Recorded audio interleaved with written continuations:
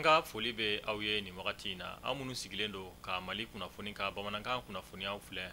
foli ni wari ɲuman dɔn o be aw ye Mali kɔnɔ Mali kɔ kan an b'aw ladɔnya k'a fɔ bi ye tarata ye octobre kalo tile 14 san 2025 a y'aw bisimila Mali kunnafoni ka don kibaruya olu kɛnɛ kan.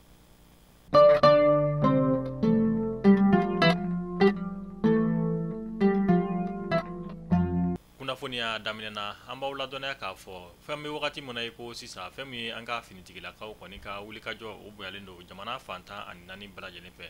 walasa fɛn min ye basigi o bɛ se ka sabati an ka jamana o kɔnɔna na o de hukumu kɔnɔna na an ka finitigilakaw ye wulikajɔ dɔ kɛ fɛn min ye Farabugu ale marabolo kɔnɔna na fo ka taa se Sokolo ma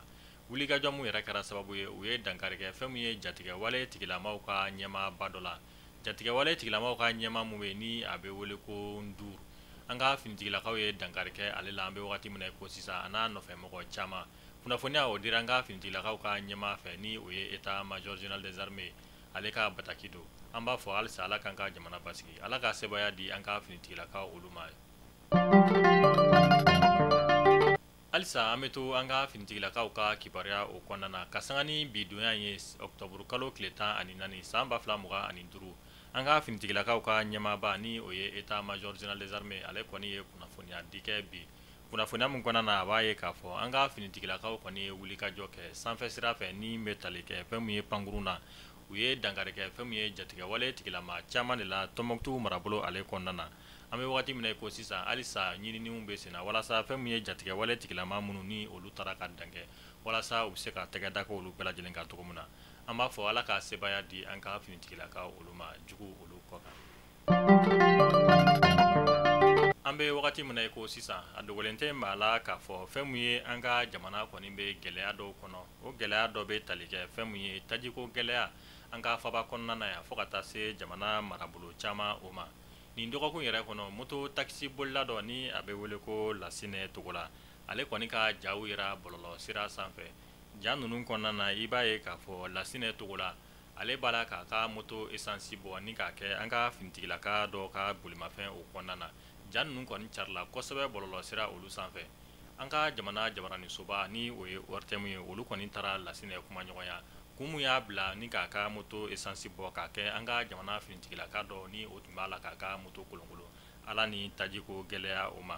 walasa aw ni ne an ka faamuyali caman o sɔrɔ an ka jɛ ni ka Lasinɛ Togola yɛrɛ ka kɔrɔfɔ olu lamɛn. Bon ne bɛnna ni sɔrɔtigɛ a bɛ ka moto kolonkolon ne turu cɛ ka to kɔ ka essayé bɔ ka d'a ma pour que a ka yɛlɛ ka moto sanfɛ a ka taa ka so finitigilaka ninnu u bɛ k'an lakana bon olu ka ye dugu ma sen na k'u bɛ ka tagama essence ko essence ko gɛlɛya k'u ka moto kolonkolon fɛn cɛ ɲuman tɛ quoi bɛɛ ɲɛ de bɛ jɔ u la quoi bon a ka di bɛɛ de ye ka finitigilaka ye moto sanfɛ a bɛ ka boli ka taa hali ni essence ko gɛlɛya bɛ yen hali n'an yɛrɛ tɛ essence sɔrɔ an k'a di olu ma donc u ka yɛlɛ u ka moto sanfɛ u ka taa u ka so quoi o de fɛn cɛ ɲuman ye ne ka essence kun banna ne bɛ ala minɛ ka kolonkolon ka taa mais o fana ka fisa ni sɔrɔtigɛ ka taa kolonkolon quoi hali ni n ka essence tɔ kun ye 100 ne tun b'a bɔ ka k'a kunna a ka yɛlɛ moto sanfɛ ka taa so bon ne bɛ n ta kolonkolon ka taa wari ɲini kun tɛ ne bila o la quoi an kan ka u dɛmɛ se bɛ min ye o se tɛ min ye o se fitinin min b'e bolo o k'u ye o k'o jɔyɔrɔ dɔn donc sisan i b'u dɛmɛ dɔrɔn de pour que u bɛ k'an ni lakana quoi n'i y'a mɛn an bɛ daga sunɔgɔ minnu na sɔrɔsiw de don ne ni sɔrɔsiw tɛ an tɛ se k'an da k'an sunɔgɔ n bɛ wuli san y'a sɔrɔ an bɛɛ b'an sen kan siraw tigɛla sɔrɔsiw de taara sira libéré essence bɛ ka don donc an tɛ se ka kɛ fitiriwale olu ma quoi dɔw fana dɔw somɔgɔw don dɔw denw don dɔw faw don a ka ca quoi bon ne tun tɛ kamera ko in kalama yɛrɛ min ye ne filimi ne tun t'a kalama ko ne yɛrɛ filiminen don yɛrɛ ne nana bɔ a kalama don min o don dugusajɛ ne taara sigi n terikɛ dɔ kɛrɛfɛ bon a bɛ ka image lajɛ a y'a kuma fɔ ne ko n ka na n ka lajɛ a y'a yira n na ne ko n ka moto lajɛ a ka ne lajɛ n sigi ni ne bɔlen tɛ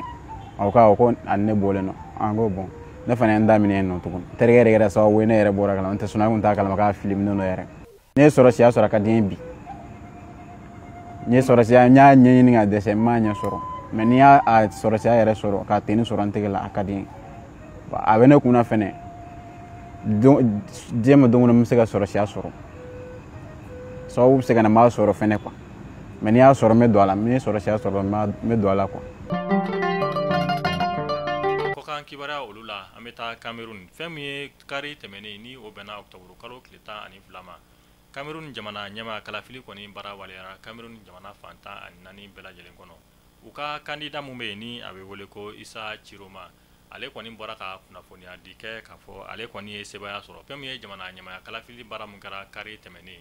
hali n'o y'a sɔrɔ fɛn mun ye maa minnu ka baara ɲɛsinnen don jamana ɲɛmaaya kalafili jaabi olu bɔli ma olu ka jaabi kɔni ma bɔ fɔlɔ mais fɛn mun ye Isa Chiroma ale kɔni y'a jira k'a fɔ ale gagnera ale ye sebaya sɔrɔ fɛn mun ye nin jamana ɲɛmaaya kalafili yɛrɛ la hali n'o y'a sɔrɔ maa minnu ka baara ɲɛsinnen don fɛn mun ye jamana ɲɛmaaya kalafili jaabi olu bɔli ma olu ka jaabi ma bɔ fɔlɔ